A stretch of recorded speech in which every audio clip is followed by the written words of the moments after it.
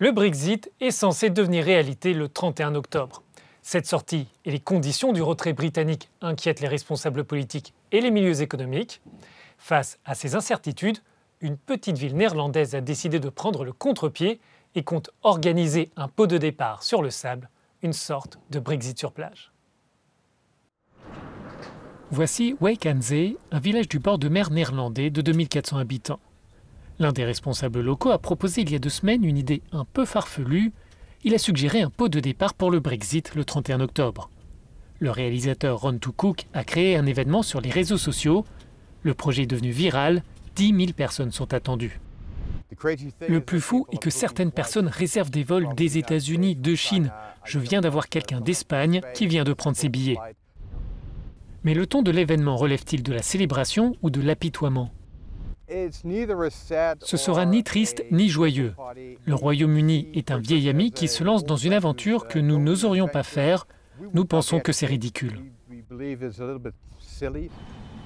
Comment l'événement est-il perçu par les habitants de cette station balnéaire ? C'est drôle d'avoir pensé à ce pot de départ. Je pense que c'est amusant. Non, ce n'est pas une fête. C'est triste de ne plus compter sur le Royaume-Uni dans l'Union européenne. C'est absurde. C'est la plus grande farce que j'ai jamais entendue. Ils attendent 10 000 personnes ici le 31 octobre pour saluer les Britanniques. Pour le maire, l'événement offre à sa région davantage de visibilité sur une carte.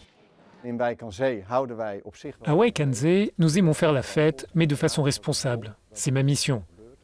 L'idée de saluer les Britanniques est formidable. Et avoir différents types de musique de différents pays européens est une idée incroyable et nous la soutenons.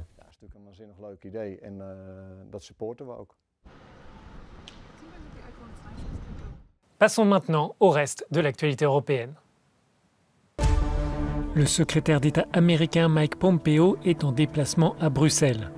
Le chef de la diplomatie américaine rencontrera mardi le secrétaire général de l'OTAN, Jens Stoltenberg.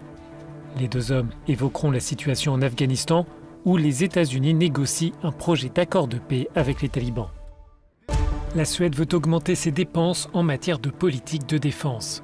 Pour réaliser cet effort, Stockholm compte mettre en place une nouvelle taxe sur les banques.